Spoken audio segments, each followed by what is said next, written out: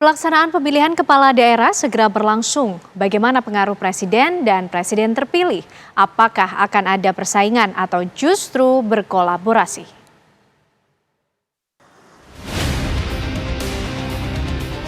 Pertarungan kepala daerah secara serentak akan segera bergulir di tanah air.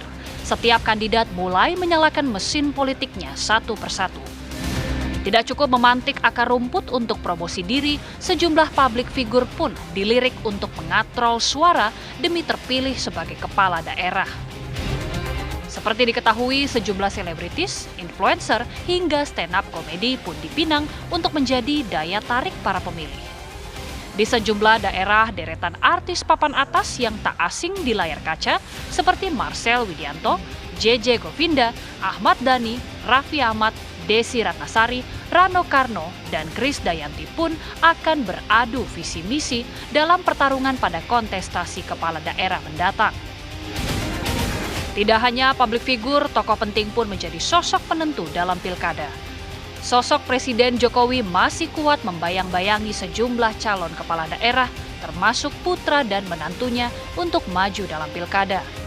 Meskipun masa jabatan Presiden Jokowi akan segera berakhir, faktor Jokowi efek pun masih berdampak di masyarakat untuk menaikkan elektoral.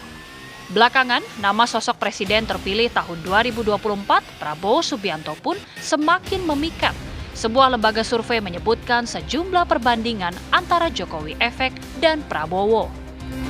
Persentase responden yang akan memilih pasangan calon kepala daerah pada Pilkada Jateng yang mendukung Prabowo mencapai 66,4%.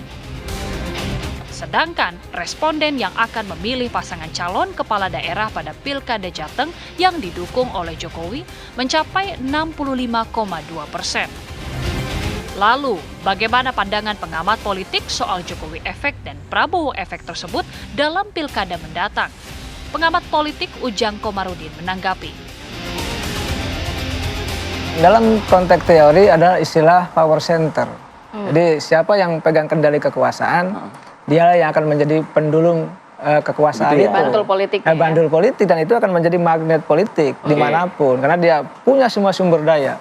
Sumber daya negara, katakanlah punya sumber daya finansial, jaringan, ya semua kekuasaan dimiliki.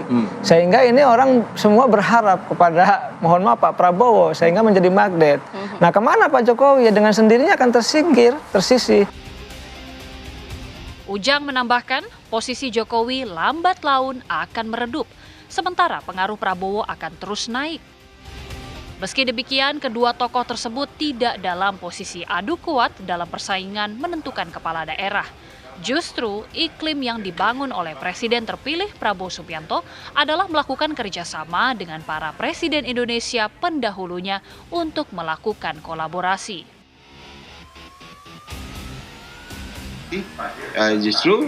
Ketika kedua tokoh ini bersatu, kompak segala maka kita akan menemukan politik gotong royong yang sangat kuat. Apalagi ditambah Pak Prabowo selalu menyampaikan beliau tentu ingin membangun kolaborasi dengan mantan-mantan presiden sebelumnya, dengan Pak SBY misalnya, dengan Ibu Megawati dan semuanya. Jadi semangat kolaboratif dan semangat gotong royong ini yang ingin dikedepankan oleh Pak Prabowo.